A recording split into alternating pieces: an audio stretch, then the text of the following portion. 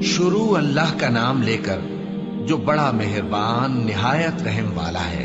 नून, कलम की और जो कुछ लिखने वाले लिखते हैं उसकी कसम कि ऐ पैगंबर सल्लल्लाहु अलैहि वसल्लम, तुम अपने परवरदिगार के फजल से दीवाने नहीं हो, और बेशक तुम्हारे लिए बेइंतहा अजर है, और यकीनन तुम अखलाक के आला मर्तबे पर हो। सो अनकरीब तुम भी देख लोगे और ये काफिर भी देख लेंगे कि तुम में से कौन दीवाना है। तहकीक तुम्हारा परवरदिगार उसको भी खूब जानता है जो उसके रास्ते से भटक गया, और उनको भी खूब जानता है जो सीधे रास्ते पर चल रहे हैं। तो तुम झुटलाने वालों का कहा न मानना। ये लोग चाहते हैं कि तुम नरमी इख्तियार करो तो ये भी नर्म हो जाएं, और किसी ऐसे शख्स के कहे में ना आ जाना जो बहुत कस्में खाने वाला है, जलील है, शरारत से इशारे करने वाला, लगाई बुझाई करने वाला, माल देने में बड़ा बखील, हद से बढ़ा हुआ बदकार, सख्त खू और इसके अलावा बदजात है।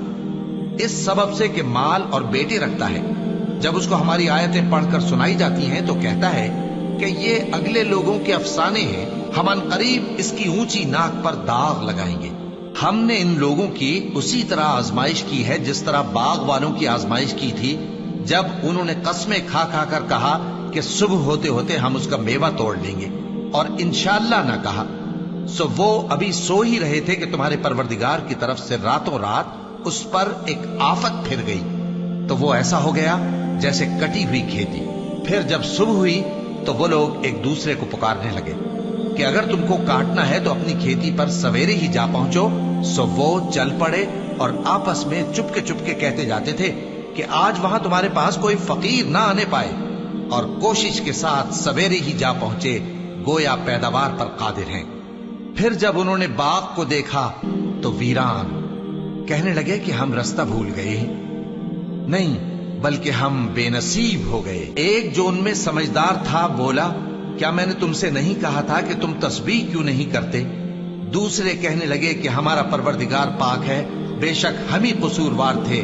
फिर लगे एक दूसरे की तरफ रुख करके मलामत करने, कहने लगे हाय शामत, हम ही हद से बढ़ गए थे। उम्मीद है कि हमारा परवरदिगार इसके बदले में हमें इससे बेहतर बाग इनायत करे। हम अपने परवरदिगार की तरफ रुजू करते हैं। देखो अजाब यूं होता है, और आखिरत का अजाब सबसे बढ़कर होगा। काश ये लोग जानते होते। परहेजगारों के लिए उनके परवरदिगार के यहाँ नेमत के बाग हैं। क्या हम फर्माबरदारों को नाफरमानों की तरह नेमतों से महरूम कर देंगे? तुम्हें क्या हो गया है? कैसी तजवीजें करते हो? क्या तुम्हारे पास कोई किताब है जिसमें ये बात पढ़ते हो कि जो चीज तुम पसंद करोगे वो तुमको जरूर मिलेगी? या तुमने हमसे कस्में ले रखी हैं जो क़यामत के दिन तक चली जाएंगी कि जो कुछ तुम तय कर लोगे वो तुम्हारा होगा? इनसे पूछो कि इनमें से कौन इसका जिम्मा लेता है।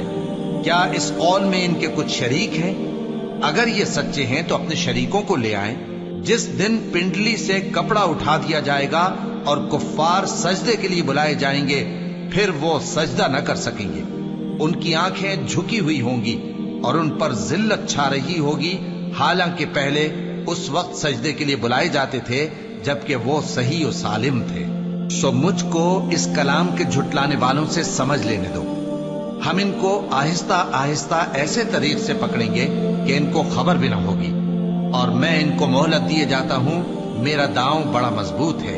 ए नबी, क्या तुम इनसे कुछ मुआवजा मांगते हो कि इन पर तावान का बोझ पड़ रहा है, या इनके पास गैब की खबर है कि उसे लिखते जाते हैं? सो अपने परवरदिगार के फैसले का इंतजार किए रहो, और मछली का लुकमा होने वाले यूनुस की तरह न होना कि उन्होंने अपने रब को पुकारा जबकि वो दिल ही दिल में घुट रहे थे।